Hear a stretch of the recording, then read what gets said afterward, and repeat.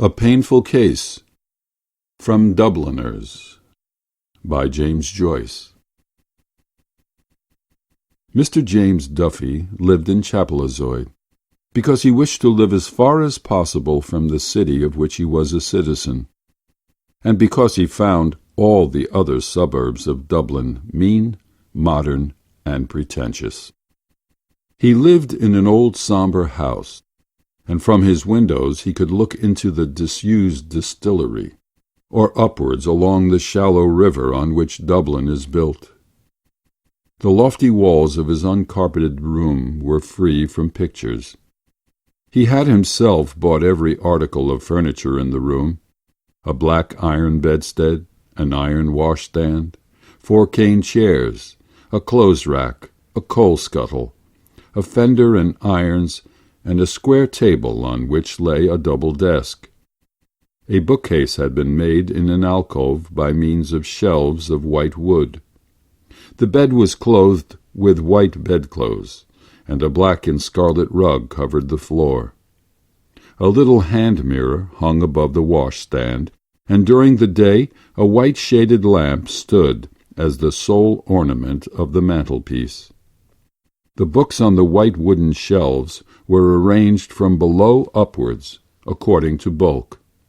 A complete Wordsworth stood at one end of the lowest shelf, and a copy of the Maynooth Catechism, sewn into the cloth cover of a notebook, stood at one end of the top shelf.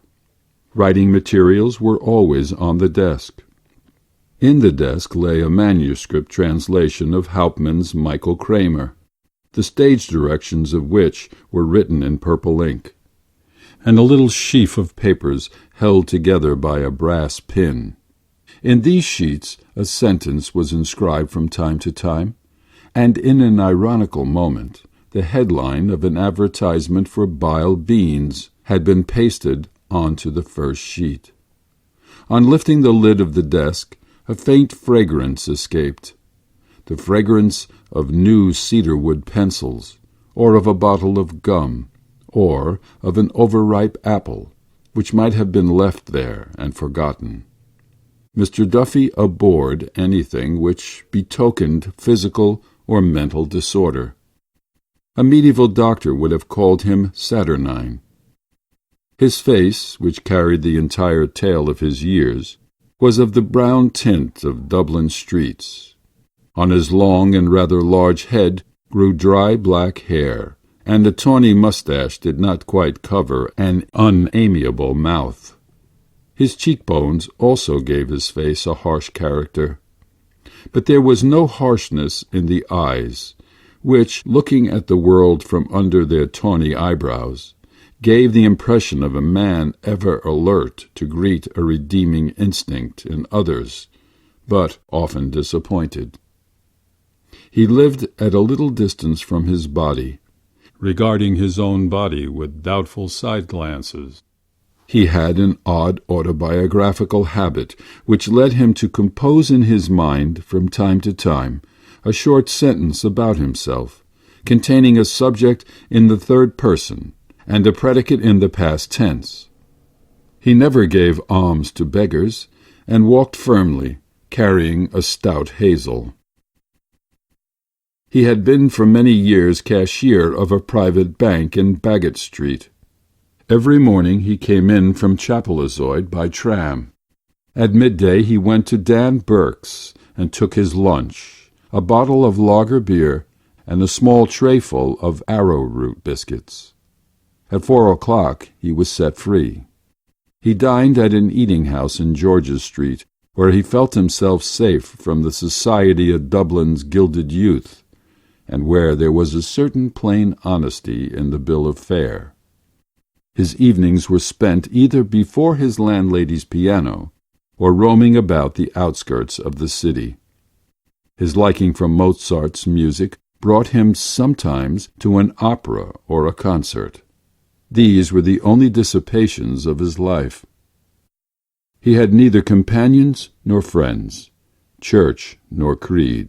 He lived his spiritual life without any communion with others, visiting his relatives at Christmas and escorting them to the cemetery when they died. He performed these two social duties for old dignity's sake, but conceded nothing further to the conventions which regulate the civic life. He allowed himself to think that in certain circumstances he would rob his bank, but as these circumstances never arose, his life rolled out evenly, an adventureless tale. One evening he found himself sitting beside two ladies in the rotunda. The house, thinly peopled and silent, gave distressing prophecy of failure. The lady who sat next him looked round at the deserted house once or twice, and then said, "What a pity there is such a poor house tonight. It's so hard on people to have to sing to empty benches." He took the remark as an invitation to talk. He was surprised that she seemed so little awkward. While they talked, he tried to fix her permanently in his memory. When he learned that the young girl beside her was her daughter, he judged her to be a year or so younger than himself. Her face, which must have been handsome, had remained intelligent. It was an oval face, with strongly marked features. The eyes were very dark blue and steady. Their gaze began with a defiant note, but was confused by what seemed a deliberate swoon of the pupil into the iris, revealing for an instant a temperament of great sensibility. The pupil reasserted itself quickly. This half-disclosed nature fell again under the rein of prudence, and her astrakhan jacket, moulding a bosom of certain fullness, struck the note of defiance more definitely. He met her again a few weeks afterwards at a concert in Earlsfort Terrace, and seized the moment when her daughter's attention was diverted to become intimate. She alluded once or twice to her husband, but her tone was not such as to make the allusion a warning. Her name was Mrs. Sinico. Her husband's great-great-grandfather had come from Leghorn. Her husband was captain of a mercantile boat plying between Dublin and Holland, and they had one child. Meeting her a third time by accident, he found courage to make an appointment. She came. This was the first of many meetings. They met always in the evening and chose the most quiet quarters for their walks together. Mr. Duffy, however, had a distaste for underhand ways, and finding that they were compelled to meet stealthily, he forced her to ask him to her house. Captain Sinico encouraged his visits, thinking that his daughter's hand was in question. He had dismissed his wife so sincerely from his gallantry of pleasures that he did not suspect that anyone else would take an interest in her. As the husband was often away and the daughter out giving music lessons, Mr. Duffy had many opportunities of enjoying the lady's society. Neither he nor she had any such adventure before, and neither was conscious of any incongruity. Little by little he entangled his thoughts with hers. He lent her books, provided her with ideas, shared his intellectual life with her. She listened to all. Sometimes in return for his theories, she gave out some fact of her own life. With almost maternal solicitude, she urged him to let his nature open to the full. She became his confessor. He told her that for some time he had assisted at the meetings of an Irish Socialist party, where he had felt himself a unique figure amidst a score of sombre workmen in a garret lit by an inefficient oil lamp. When the party had divided into 3 sections, each under its own leader and in its own garret, he had discontinued his attendances. The workmen's discussions, he said, were too timorous. The interest they took in the question of wages was inordinate. He felt that they were hard-featured realists, and they resented an exactitude which was the produce of a leisure not within their reach. No social revolution, he told her, would be likely to strike Dublin for some centuries. She asked him why he did not write out his thoughts. For what? He asked her, with careful scorn. To compete with phrasemongers, incapable of thinking consecutively for 60 seconds? To submit himself to the criticisms of an obtuse middle class which entrusted its morality to policemen, and its fine arts to the impresarios? He went often to her little cottage outside Dublin. Often they spent their evenings alone. Little by little, as their thoughts entangled, they spoke of subjects less remote. Her companionship was like a warm soil about an exotic. Many times she allowed the dark to fall upon them, refraining from lighting the lamp. The dark, discreet room, their isolation, the music that still vibrated in their ears united them. This union exalted him, wore away the rough edges of his character, emotionalized his mental life. Sometimes he caught himself listening to the sound of his own voice. He thought that in her eyes he would ascend to an angelical stature, and as he attached the fervent nature of his companion more and more closely to him, he heard the strange impersonal voice which he recognized as his own, insisting on the soul's incurable loneliness. "We cannot give ourselves," it said. "We are our own." The end of these discourses was that one night during which she had shown every sign of unusual excitement, Mrs. Sinico caught up his hand passionately and pressed it to her cheek. Mr. Duffy was very much surprised. Her interpretation of his words disillusioned him. He did not visit her for a week. Then he wrote to her, asking her to meet him. As he did not wish their last interview to be troubled by the influence of their ruined confessional, they met in a little cake shop near the park gate. It was cold autumn weather, but in spite of the cold, they wandered up and down the roads of the park for nearly 3 hours. They agreed to break off their intercourse. Every bond, he said, is a bond to sorrow. When they came out of the park, they walked in silence towards the tram. But here she began to tremble so violently that, fearing another collapse on her part, he bade her good-bye quickly and left her. A few days later he received a parcel containing his books and music. 4 years passed. Mr. Duffy returned to his even way of life. His room still bore witness of the orderliness of his mind. Some new pieces of music encumbered the music-stand in the lower room, and on his shelves stood 2 volumes by Nietzsche. Thus spake Zarathustra and the gay science. He wrote seldom in the sheaf of papers which lay in his desk. One of his sentences, written 2 months after his last interview with Mrs. Sinico, read, "Love between man and man is impossible, because there must not be sexual intercourse. And friendship between man and woman is impossible, because there must be sexual intercourse." He kept away from concerts lest he should meet her.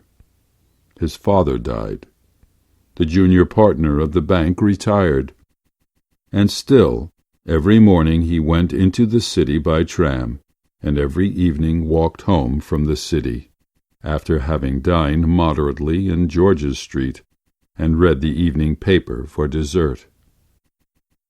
One evening, as he was about to put a morsel of corned beef and cabbage into his mouth, his hand stopped. His eyes fixed themselves on a paragraph in the evening paper which he had propped against the water carafe. He replaced the morsel of food on his plate and read the paragraph attentively. Then he drank a glass of water, pushed his plate to one side, doubled the paper down before him between his elbows, and read the paragraph over and over again. The cabbage began to deposit a cold white grease on his plate. The girl came over to him to ask was his dinner not properly cooked. He said it was very good, and ate a few mouthfuls of it with difficulty. Then he paid his bill and went out. He walked along quickly through the November twilight, his stout hazel stick striking the ground regularly, the fringe of the buff mail peeping out of a side pocket of his tight reefer overcoat. On the lonely road which leads from the park gate to Chapelizod, he slackened his pace. His stick struck the ground less emphatically, and his breath, issuing irregularly, almost with a sighing sound, condensed in the wintry air. When he reached his house, he went up at once to his bedroom, and taking the paper from his pocket, read the paragraph again by the failing light of the window. He read it not aloud, but moving his lips as a priest does when he reads the prayers secreto. This was the paragraph: Death of a lady at Sydney Parade. A painful case. Today at the City of Dublin Hospital, the deputy coroner, in the absence of Mr. Leverett, held an inquest on the body of Mrs. Emily Sinico, aged 43 years, who was killed at Sydney Parade Station yesterday evening. The evidence showed that the deceased lady, while attempting to cross the line, was knocked down by the engine of the 10 o'clock slow train from Kingstown, thereby sustaining injuries of the head and right side, which led to her death. James Lennon, driver of the engine, stated that he had been in the employment of the railway company for 15 years. On hearing the guard's whistle, he set the train in motion, and a second or two afterwards brought it to rest in response to loud cries. The train was going slowly. P. Dunn, railway porter, stated that as the train was about to start, he observed a woman attempting to cross the lines. He ran towards her and shouted, but before he could reach her, she was caught by the buffer of the engine and fell to the ground. A juror: You saw the lady fall? Witness: Yes. Police Sergeant Crowley deposed that when he arrived he found the deceased lying on the platform, apparently dead. He had the body taken to the waiting room pending the arrival of the ambulance. Constable 57E corroborated. Dr. Halpin, assistant house surgeon of the City of Dublin Hospital, stated that the deceased had 2 lower ribs fractured and had sustained severe contusions of the right shoulder. The right side of the head had been injured in the fall. The injuries were not sufficient to have caused death in a normal person. Death, in his opinion, had been probably due to shock and sudden failure of the heart's action. Mr. H. P. Patterson Finley, on behalf of the railway company, expressed his deep regret at the accident. The company had always taken every precaution to prevent people crossing the lines except by the bridges, both by placing notices at every station and by the use of patent spring gates at level crossing. The deceased had been in the habit of crossing the lines late at night from platform to platform, and in view of certain other circumstances of the case, he did not think the railway officials were to blame. Captain Sinico of Leoville, Sydney Parade, husband of the deceased, also gave evidence. He stated that the deceased was his wife. He was not in Dublin at the time of the accident, as he had arrived only that morning from Rotterdam. They had been married for 22 years and had lived happily until about 2 years ago, when his wife began to be rather intemperate in her habits. Miss Mary Sinico said that of her late mother had been in the habit of going out at night to buy spirits. She, witness, had also tried to reason with her mother and had induced her to join a league. She was not at home until an hour after the accident. The jury returned a verdict in accordance with the medical evidence and exonerated Lennon from all blame. The deputy coroner said it was a most painful case and expressed great sympathy with Captain Sinico and his daughter. he urged on the railway company to take strong measures to prevent the possibility of similar accidents in the future. No blame attached to anyone. Mr. Duffy raised his eyes from the paper and gazed out of his window on the cheerless evening landscape. The river lay quiet beside the empty distillery, and from time to time a light appeared in some house on the Lucan road. What an end! The whole narrative of her death revolted him, and it revolted him to think that he had ever spoken to her of what he held sacred. The threadbare phrases, the inane expressions of sympathy, the cautious words of a reporter won over to conceal the details of a commonplace, vulgar death, attacked his stomach. Not merely had she degraded herself, she had degraded him. He saw the squalid tract of her vice, miserable and malodorous, his soul's companion. He thought of the hobbling wretches whom he had seen carrying cans and bottles to be filled by the barman. Just God, what an end! Evidently she had been unfit to live, without any strength of purpose, an easy prey to habits, one of the wrecks on which civilization has been reared. But that she could have sunk so low! Was it possible he had deceived himself so utterly about her? He remembered her outbursts of that night and interpreted it in a harsher sense than he had ever done. He had no difficulty now in approving of the course he had taken. As the light failed and his memory began to wander, he thought her hand touched his. The shock which had first attacked his stomach was now attacking his nerves. He put on his overcoat and hat quickly and went out. The cold air met him on the threshold. It crept into the sleeves of his coat. When he came to the public house at Chapelizod Bridge, he went in and ordered a hot punch. The proprietor served him obsequiously, but did not venture to talk. There were 5 or 6 working men in the shop, discussing the value of a gentleman's estate in County Kildare.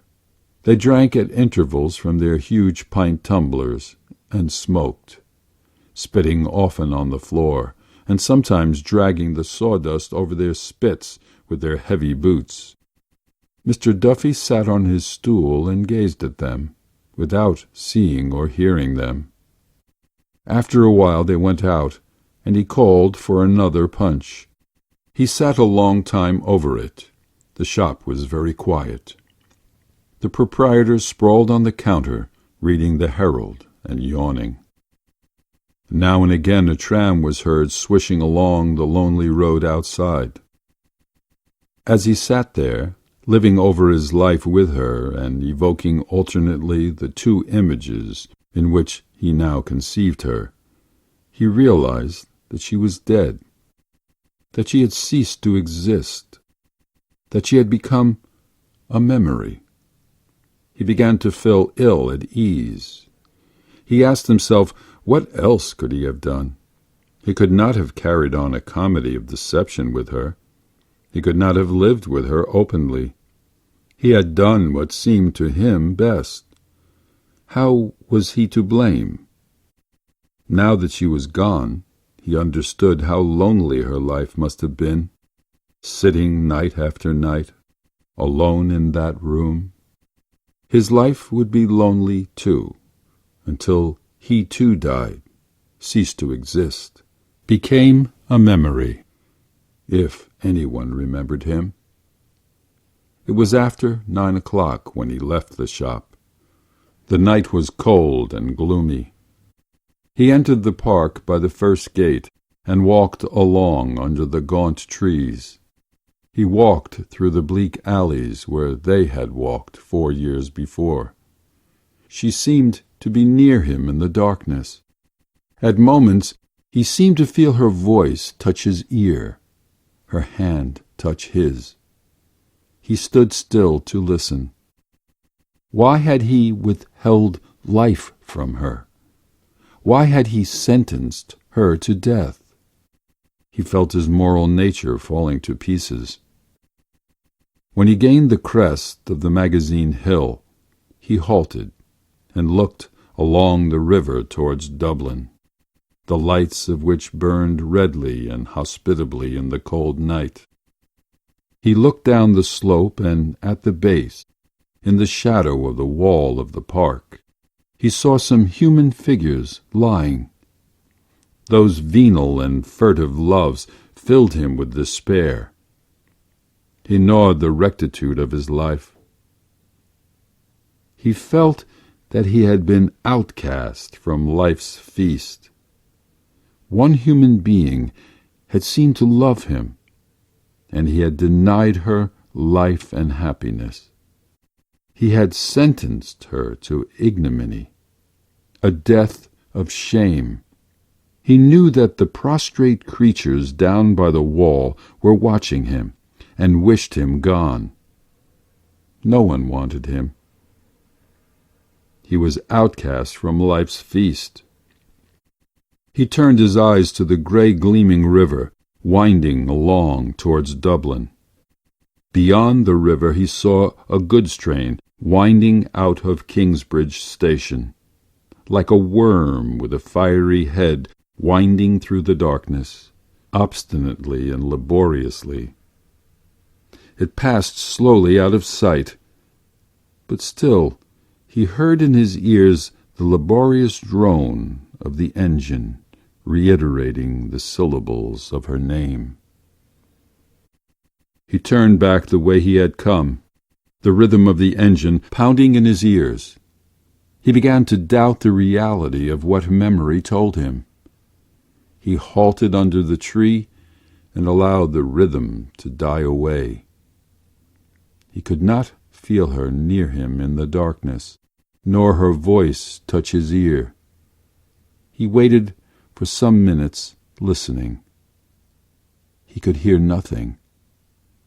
The night was perfectly silent. He listened again. Perfectly silent. He felt that he was alone. End of A Painful Case by James Joyce.